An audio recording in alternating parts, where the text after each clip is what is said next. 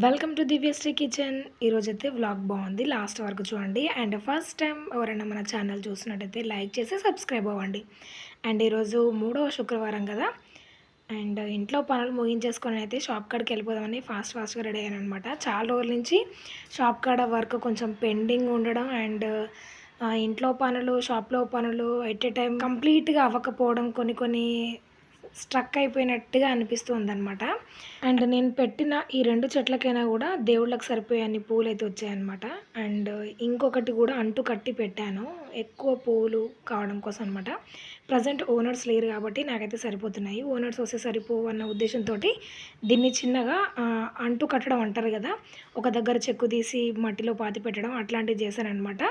అది తొందరలోనే వేర్లు వస్తే దాన్ని సపరేట్గా చెట్టు అయితే నాటేస్తారనమాట. ఈ కింద ఉన్న మొక్క అదే అనమాట. అండ్ ఈరోజు టాపిక్ ఏంటి అంటే, మనకి ఇష్టమైన పని మనం చేసుకోవడానికి అందరికీ స్వతంత్రం ఉంటుంది అనేది అనుకోను. చాలా రిస్ట్రిక్షన్స్ ఉంటాయి. ఆ ఉన్న రిస్ట్రిక్షన్స్లోనే మనకు నచ్చిన పనులు, అంటే ఒక గిరి గీసి ఉంటే ఆ గిరిలోనే మన పనులు మనం చేసుకోవాలన్నమాట. అండ్ గిరి లేనంత మాత్రాన స్వేచ్ఛగా ఏది పడితే అది చేసేవాళ్ళు ఉంటారు, ఉండకపోవచ్చు. కానీ మనకనేది మన బార్డర్స్ అనేది తెలుస్తుంది కదా, మనం చేసే పనిలో మన బార్డర్ని మించి మనం క్రాస్ చేసి ఏ పనులు చేయం కదా. అట్లాంటి వాళ్ళు చాలామంది ఉంటారనమాట. వాళ్ళ బార్డర్స్ వాళ్ళు గుర్తెరిగి చేస్తున్నప్పటికి కూడా వాళ్ళ చుట్టూ ఒక గిరి గీస్తారనమాట. ఇది నీ బార్డర్, దీనికి కనీసం దరిదాపుల్లో కూడా వచ్చినా సైరన్ మోగుతుంది అన్నట్టుగా కొంతమంది మెంటాలిటీస్ ఉంటాయన్నమాట.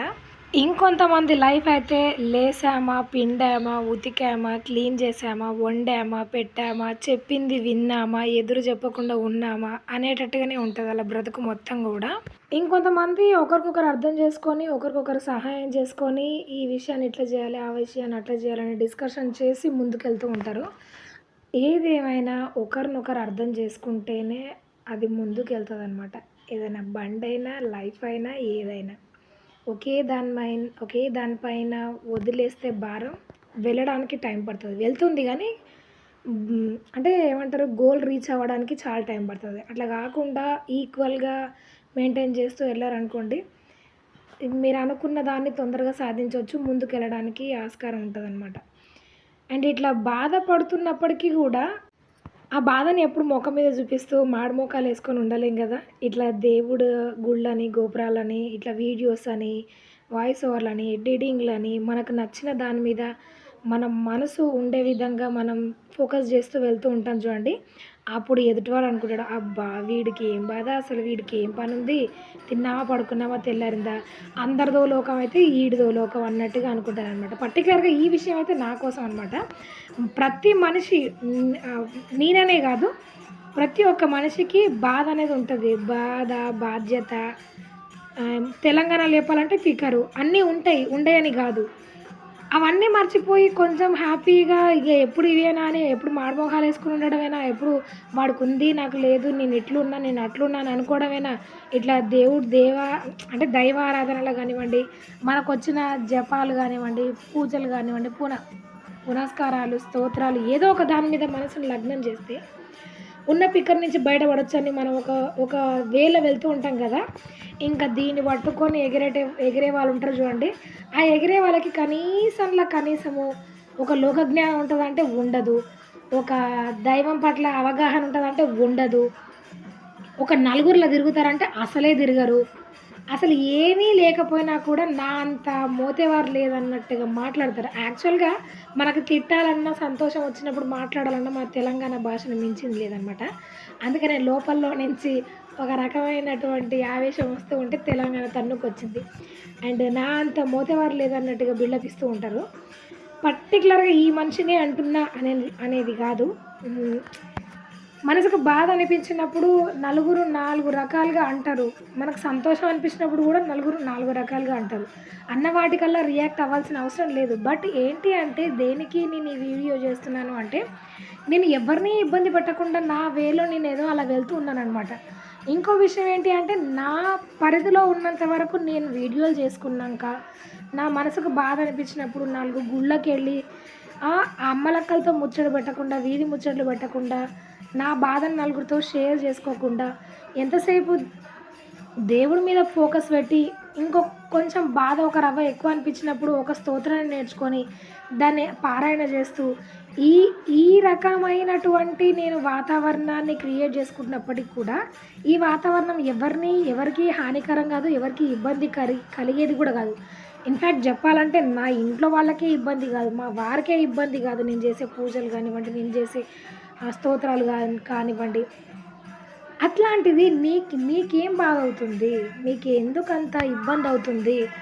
ఎందుకు ఒక మనిషిని ఒక పిన్ చేసినట్టుగా ఇబ్బంది పెడుతూ ఉంటారు?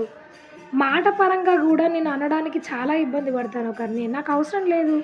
నాకొచ్చే రూ. 4 నేనేం చేసుకోవాలి?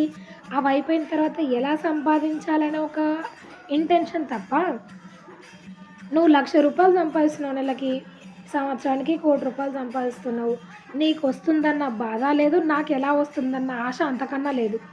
నేను ప్రెజెంట్ చేసే పనిలో నాకెంతొస్తుంది, నేను ఎంత మిగిలించుకోవాలి, ఎంత పొదుపు చేసుకోవాలన్న ఒక్క ఇంటెన్షన్ తప్ప, వేరే వాడిని ఒక మాట అంటే నన్నన్నప్పటికి కూడా ఆ మాట రివర్స్ వాడి ఒళ్ళో వెయ్యాలన్న ఇంటెన్షన్ కూడా ఈ మధ్య లేదు.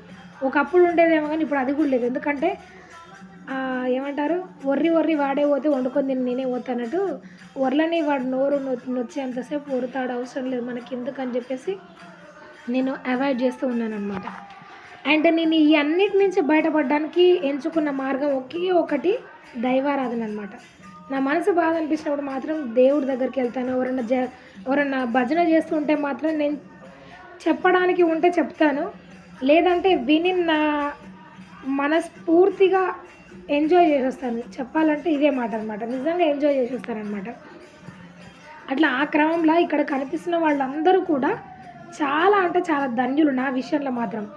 ఈ 6-7 గంటలు అయ్యిందంటే, ఈ పనికిరాని ముచ్చట్లు పెట్టి టైం వేస్ట్ చేసుకునే దానికంటే, లేని గొడవలు తెచ్చుకునే దానికంటే, ఇట్లా కుదిరిన ఒక అరగంట అయినా కూడా అన్నిటినీ మర్చిపోయి స్వామివారి నామం చెప్పుకున్నంత ఉత్తమము ఇంకేదీ లేదనమాట.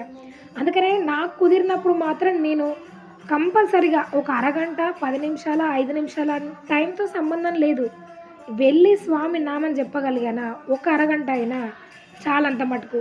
అక్కడ కూర్చున్నంతసేపు కూడా నిజంగా స్వామి నాకు రోజులో ఒక్కసారైనా సరే, కుదరకపోతే వారానికి ఒక అరగంట, గంట అయినా నేను నామం చెప్పుకునే భాగ్యాన్ని ప్రసాదించు స్వామి అని నేను పదే వెనక ఉన్న శివయ్యని మాత్రం దండం పెట్టుకుంటూనే ఉన్నాను. ఇది నిజంగా చెప్తున్నాను ఈ మాట. అండ్ ఇక్కడ పాడిన పాట మాత్రం ఆ 5 నిమిషాలు నా మనసు మొత్తం ఆ పాట మీదే ఉందన్నమాట, ఆ లిరిక్స్ మీదనే. స్వామి నిన్ను విడవను, స్వామి నిన్ను మరవను, ఒకవేళ నాకు కష్టాలు వచ్చి మరిచినా కూడా ఇంకా నేను నిన్ను తలుస్తున్న దానికంటే ఇంకొక రెండింతలు ఎక్కువ తలిచేటట్టుగానే నన్ను చూడు స్వామి అనే ఆ లిరిక్స్లో నా మనసు మొత్తం ఉండిపోయిందనమాట. అక్కడ ఎంతమంది ఆ పాటకు కనెక్ట్ అయ్యారో నాకు తెలియదు, కానీ అసలు నేను మాత్రం నిజంగా అక్కడ కనెక్ట్ అయిపోయాను. రాళ్ళు ముళ్ళు గుచ్చుకున్నా కూడా నీ దర్శనాన్ని విడిచిపెట్టను, నీ నామాన్ని విడిచిపెట్టను. పాట మాత్రం చాలా అద్భుతంగా ఉంది. ఎవరికన్నా కావాలంటే చెప్పండి, నేను పాట ఒక్కటి సపరేట్గా షేర్ చేస్తా. అండ్ లింక్ కూడా డిస్క్రిప్షన్లో ఇస్తా, వెళ్ళి చూడండి. ఇట్లా భజన చేసినా కూడా దీన్ని కూడా బుద్ధదంలో పెట్టే మహానుభావులు ఉన్నారు. ఆ మహానుభావులందరికీ ఒక నమస్కారం చేసుకొని, అండ్ మీరు ఏమనుకున్నా కానీ నా మనసు కనిపించింది చేస్తా. అండ్ వ్లాగ్ నచ్చితే లైక్ చేయండి, ఇలాంటి మెంటాలిటీ ఉన్న వాళ్ళకి షేర్ చేయండి, సబ్స్క్రైబ్ అవ్వండి. Thanks for watching. జై శ్రీరామ్.